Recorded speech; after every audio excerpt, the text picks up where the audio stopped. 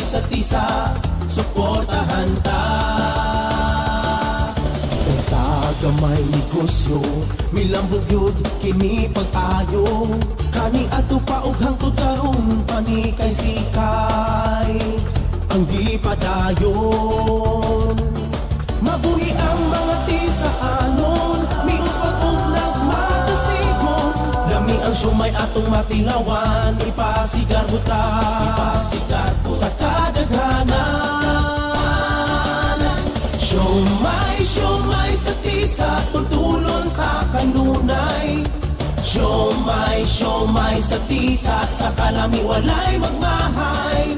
Siomay sa tisa,